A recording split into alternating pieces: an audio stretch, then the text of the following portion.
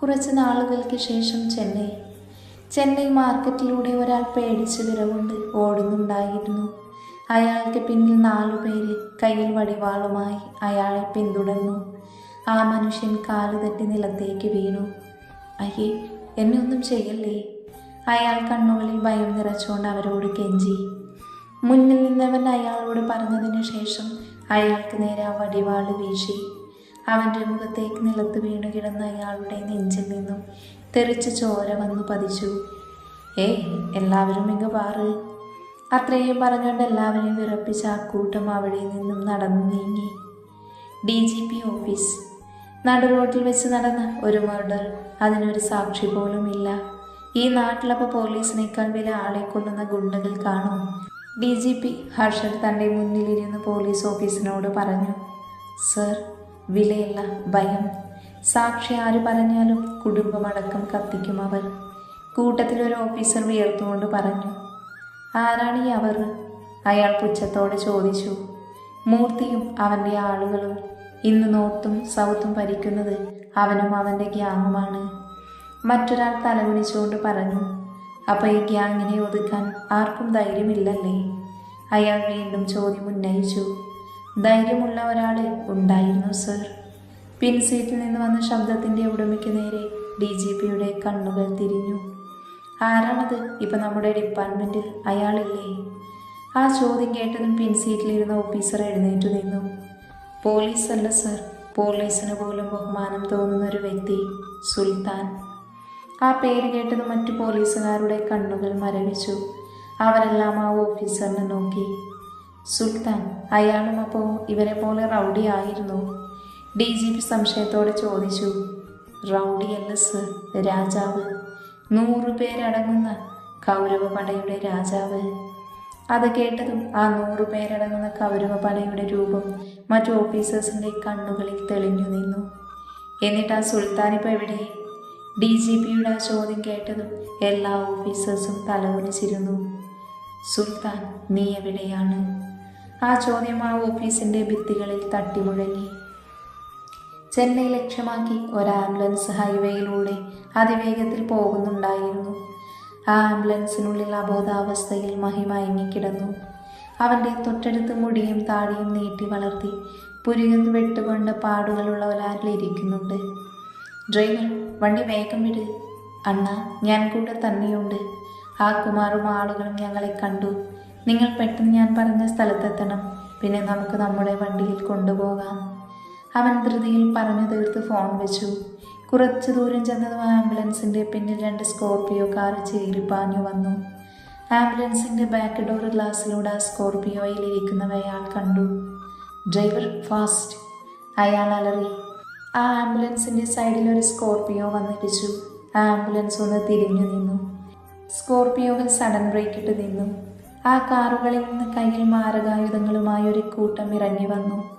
ആ ആംബുലൻസിലിരുന്നവർ മഹിയെ രക്ഷിക്കാൻ എന്ത് ചെയ്യണമെന്നറിയാതെ പകച്ചു നിന്നു. കൂട്ടത്തിലൊരുത്തൻ തൻ്റെ താഴെയും വാൾമുട്ടിച്ചുകൊണ്ട് പറഞ്ഞു. വിട്ടേക്കണ്ണ, ഞങ്ങളിനി അങ്ങോട്ട് വരില്ല. വേണമെങ്കിൽ എന്നെ കൊന്നു, പക്ഷെ അണ്ണനെ വിട്ടേക്ക്. അയാൾ കണ്ണു നിറച്ചുകൊണ്ട് പറഞ്ഞു. അയാൾ അവനെ തട്ടിമാറ്റി സ്ട്രെച്ചർ പുറത്തേക്ക് വലിച്ചിട്ടു. പെട്ടെന്ന് അയാൾ അവരെ ഉന്തി നീക്കി ആ സ്ട്രെച്ചറെ കൈപിടിച്ച് മുന്നോട്ടുന്തി. ആ ഗുണ്ടകളും അവൻ്റെ പിന്നാലെ ഓടി. പെട്ടെന്ന് മഹിയുടെ കണ്ണുകൾ തുറന്നു. അവന് തൻ്റെ മുന്നിൽ കണ്ട വ്യക്തിയെ മനസ്സിലായില്ല. പേടിക്കേണ്ട, ഒന്നും സംഭവിക്കില്ല, ധൈര്യമായിരിക്കെ. അവനെ രക്ഷിക്കാൻ അയാൾ കിതപ്പടക്കി പിടിച്ച് ആ സ്ട്രക്ചറിൽ പിടിച്ച് വേഗത്തിലോടി. ആരാണ് ഇയാൾ? ഞാനും ഇയാളും തമ്മിൽ എന്താണ് ബന്ധം? എന്നെ കൊല്ലാൻ വരുന്നവരുമായി എനിക്ക് എന്താണ് ബന്ധം? മഹി തൻ്റെ മനസ്സിനോട് ചോദിച്ചു. ഒരു നിമിഷം മഹിയെ രക്ഷിക്കാൻ ശ്രമിച്ച ആൾ കാല് തെറ്റി നിലത്ത് വീണു. സ്ട്രെച്ചറിൻ്റെ പിടി നേരെ ഗുണ്ടയിൽ മുഖ്യനായ ആളിൽ കയ്യിൽപ്പെട്ടു. ഡേയ്, ഇങ്ക പാട! അയാളെ ടേസിച്ചുകൊണ്ട് പറഞ്ഞു. സുൽത്താൻ, അതാരാണ്? അയാൾ വീണ്ടും സംശയത്തോടെ തന്നോട് തന്നെ ചോദിച്ചു. അയാൾ അവൻ്റെ കഴുത്തിന് നേരെ ആ വാള് വീശി. തൻ്റെ മരണം അടുത്തെന്നുറച്ച് മഹി കണ്ണുകൾ അടച്ചു. കുമാറിൻ്റെ വാൾ മഹിയുടെ കഴുത്ത് ലക്ഷ്യമാക്കി പാഞ്ഞതും പെട്ടെന്നൊരു കുന്നും ദൂരെ നിന്നും അയാളുടെ നെഞ്ചിലേക്ക് തറച്ചു കയറി. കുമാർ പിന്നോട്ട് തെറിച്ചു വീണു.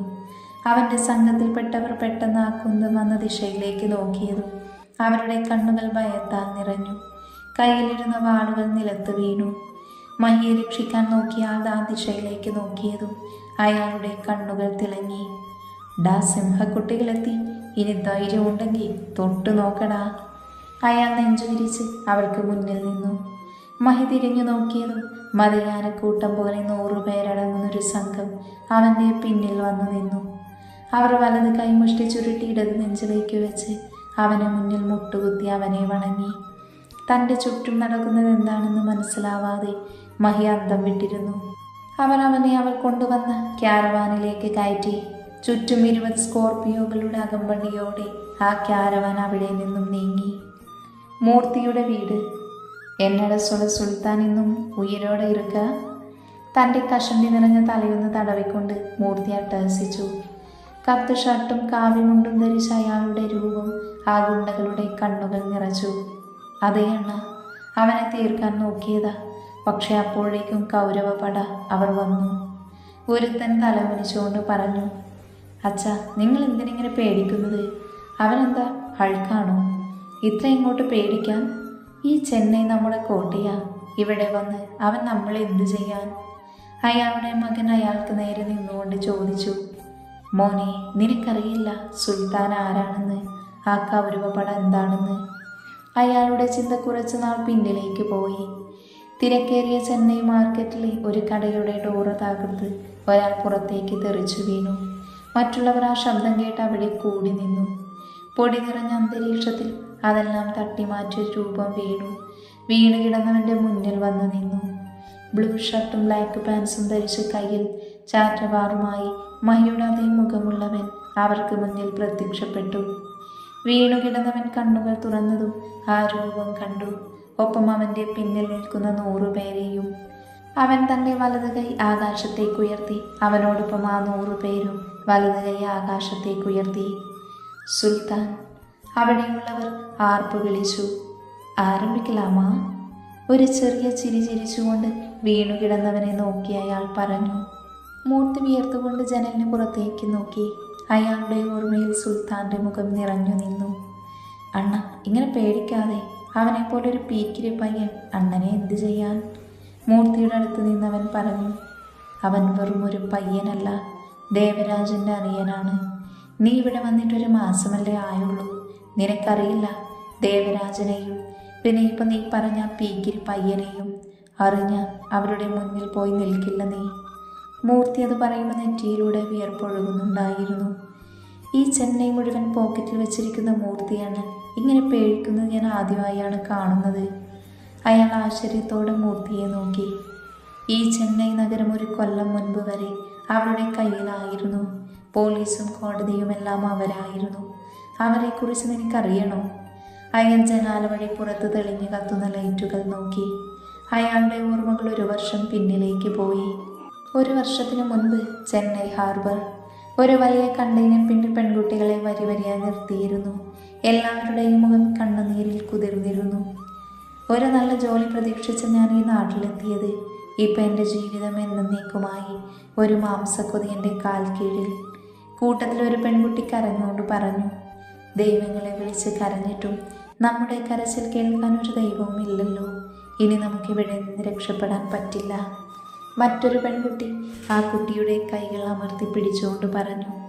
അവിടേക്കൊരു ബ്ലാക്ക് ടൊയോട്ടോ ലാൻഡ് ക്രൂസർ വന്നു നിന്നു.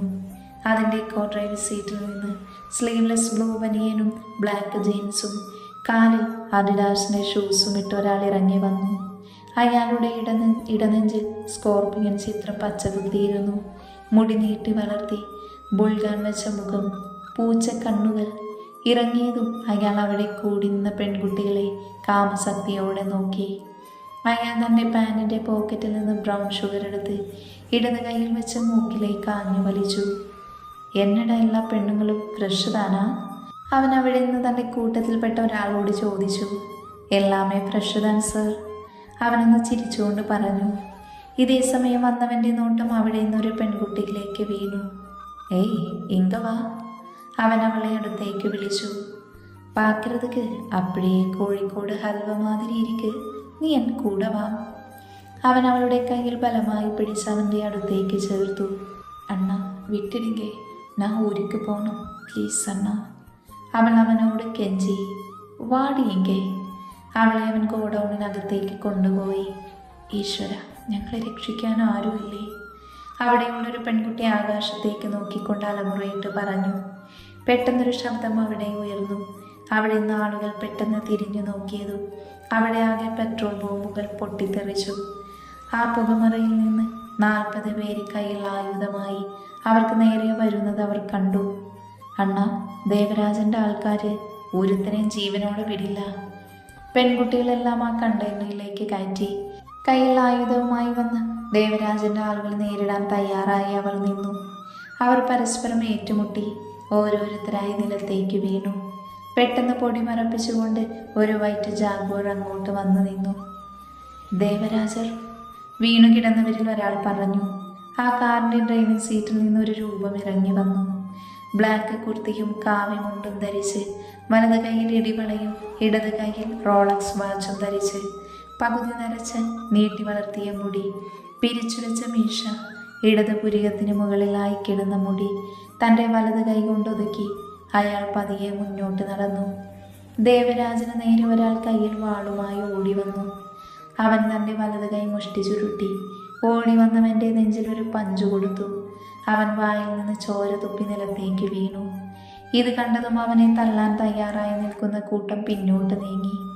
ദേവരാജൻ മുന്നോട്ട് നടന്നതും ചോര പുരണ്ട ആയുധങ്ങളുമായി അവൻ്റെ കൂട്ടം പിന്നിലേക്ക് വന്നു നിന്നു.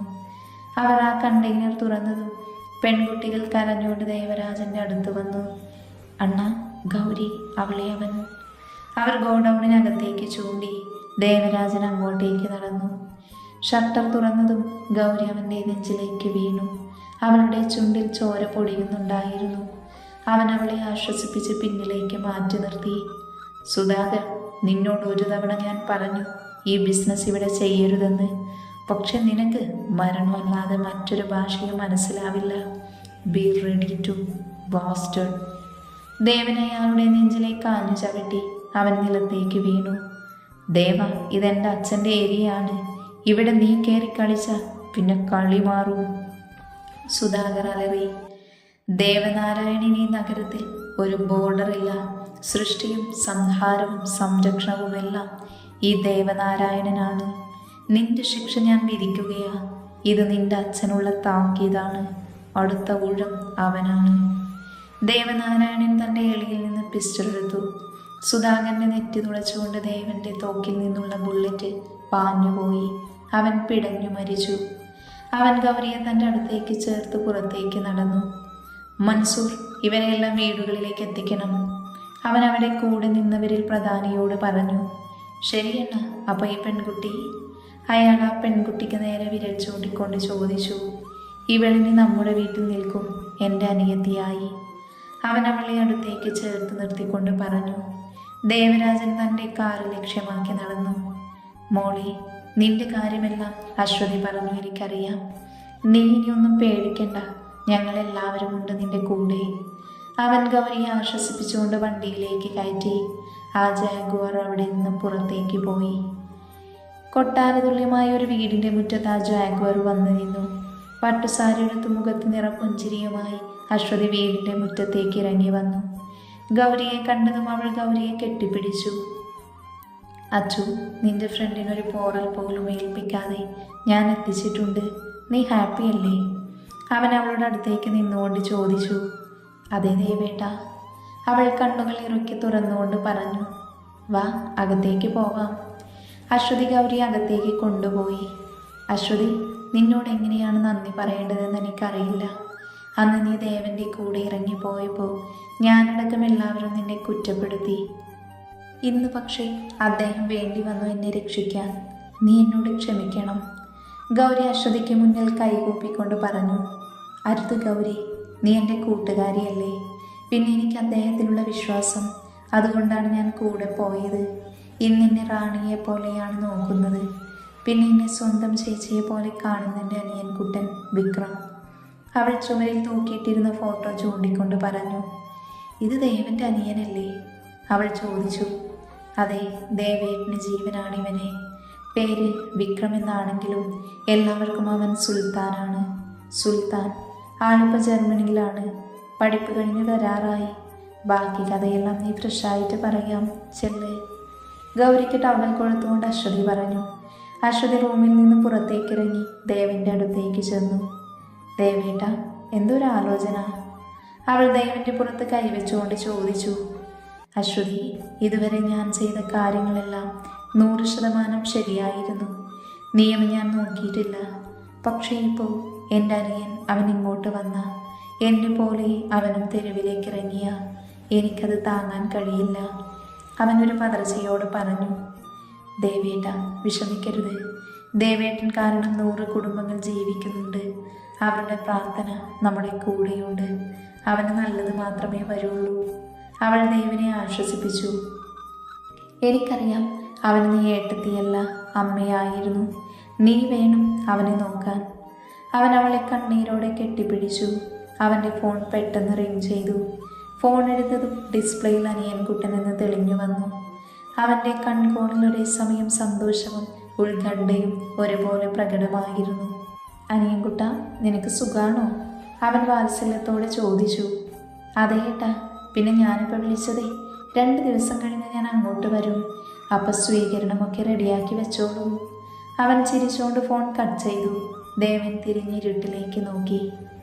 കൃഷ്ണമൂർത്തിയുടെ വീട്. സുധാകരൻ്റെ ജനത്തിനടുത്ത് പിങ്ങിപ്പൊട്ടി കൃഷ്ണമൂർത്തിയിരുന്നു.